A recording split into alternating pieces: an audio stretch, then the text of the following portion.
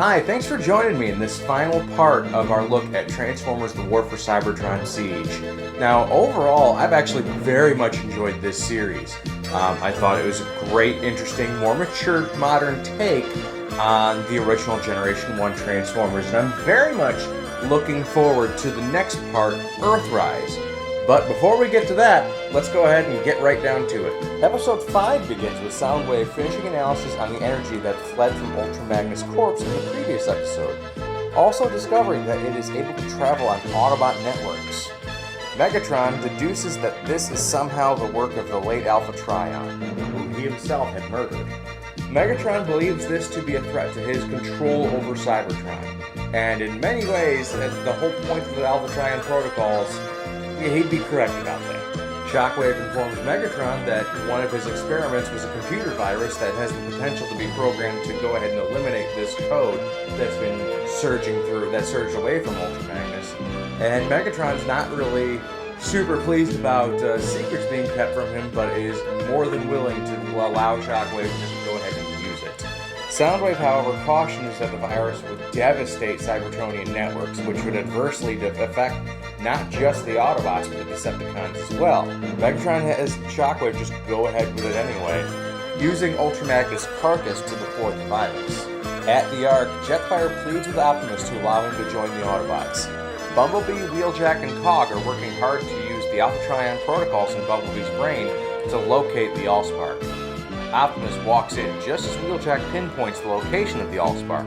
Unfortunately, it's in the Sea of Rust. Alita suggests waiting for the Allspark to pop up somewhere else, but Optimus refuses. Bumblebee tells the group that the Decepticon Seekers have the area mapped out, and lucky for them, they happen to have one that wants to help them out. Ratchet and Impactor finish repairing the space bridge. They then power it on and keep it ready for the next step of the plan. Mirage uses his ability to create holograms to mask the entire facility from the Seekers that are flying overhead. And this does not look pleasant at all for Mirage. Using the lifeless body of Ultra Magnus as the gateway, Shockwave deploys the virus into the Autobot network. Jetfire makes his case that he wishes to aid the Autobots in recovering the Allspark, though Prime is hesitant. Jetfire then offers to allow them to put a bomb in his brain, which Optimus accepts. Freedom is the right of who now? That's not a move that I would imagine any Optimus that we've ever, seen characterized in fiction make. In fact, this kind of goes against the whole characterization of Optimus, like the whole definition of Optimus Prime. This seems to go fly in the face of that. I don't even think movie Optimus would do that, and he ripped the Fallen's face off and did a Mortal Kombat fatality on Megatron. Wheeljack informs the group that the Ark isn't moving anywhere without Energon, which Bumblebee responds that he's got that covered. He knows somebody with plenty. Bumblebee, RC, and Cog pay a visit to the crime lord Sound Blaster, planning to trick then rob the Soundwave clone. Jetfire escorts Optimus' team through the Sea of Rust, guiding them through the chaotic weather patterns. On the Ark, Ironhide informs Alita 1 that several Autobot outposts have gone offline.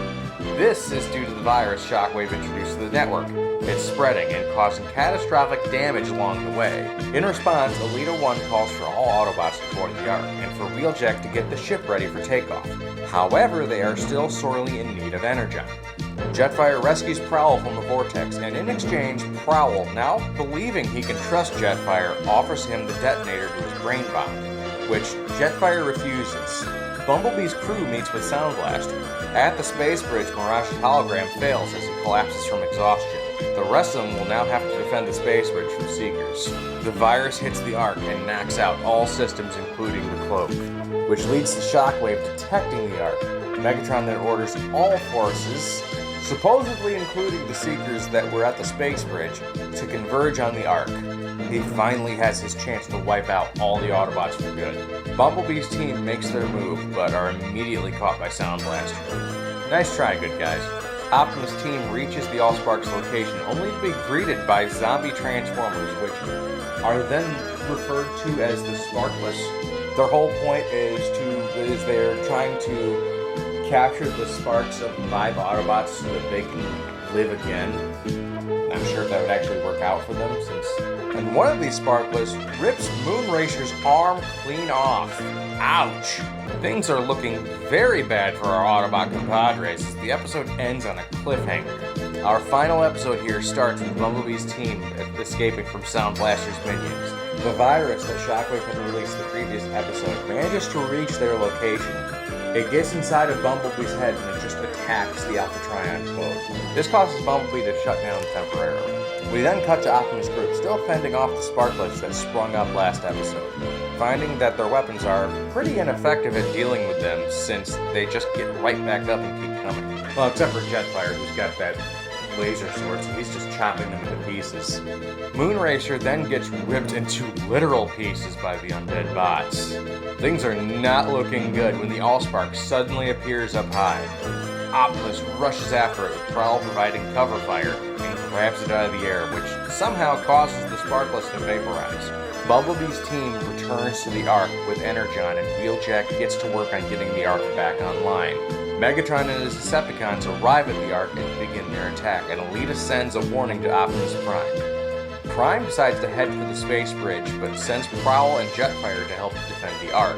Bumblebee finally boots back up and realizes the Alpha Trion protocols were deleted by the virus. Jetfire arrives at the Ark and lays the smackdown on several Seekers. Soundwave reports to Megatron that Optimus was seen heading towards the space bridge. Realizing what Prime intends to do, he orders Starscream to go after him. Megatron then leaves Soundwave in charge of destroying the Ark and also leaves to head off Optimus. Optimus and Megatron meet up and have a philosophical debate, which has a nice cameo by Astrotrain in the middle.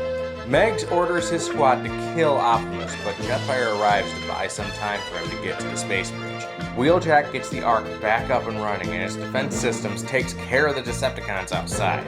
Alita then launches the Ark to rendezvous with Optimus at the space bridge. With Optimus en route and the Ark already arrived, Ratchet rushes to activate the space bridge, only for a Seeker to break off and target him. Impactor sacrifices himself to shield Ratchet as Ratchet activates the space bridge. Impactor dies in Ratchet's arms, as Impactor thanks Ratchet for showing him light. Optimus climbs towards the space bridge, but Megatron catches up with him and they struggle for the Allspark. Megatron is able to get hold of the Allspark, but a quick distraction by Bumblebee allows Optimus to claim it again. Optimus then hurls the Allspark through the space bridge, keeping it far beyond Megatron's reach. Megatron, enraged, orders all of his forces to annihilate the Autobots, and it's now that an absolutely gargantuan clawed hand erupts from the underground, soon followed by the full body reveal of Omega Supreme, come to aid Prime in his time of need.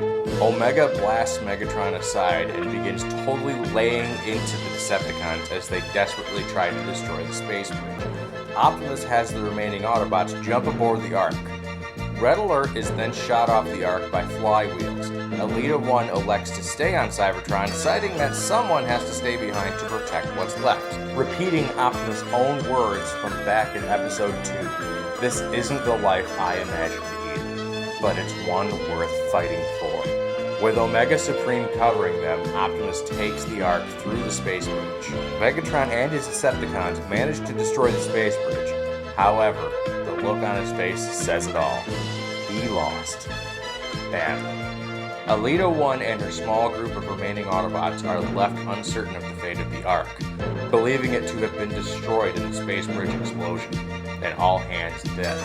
Alita 1 vows to stop Megatron, and Jetfire appears, telling her she won't have to do it alone. We then get our tease for the next installment when we see what appears to be the Ark drifting through space, completely shut down. There's more life on the ship than it appears, though, as an early warning system springs on, announcing the detection of an unknown vessel. That'll cover this final part of Transformers The War for Cybertron Siege, and I gotta say, I had very low expectations for this series when it was announced, but now I'm really looking forward to the next part. But anyway, that'll do it for today. I'll see you guys over in one of my other videos. Don't forget to like, share, and subscribe, and see you when I see you. Bye-bye. Hey, thanks for watching. If you enjoy my content, don't forget to smash that like button. If you're new to the channel, you can check out past videos here, or you can click here to check out my newest upload. Don't forget to subscribe and hit that bell to stay notified on all future videos.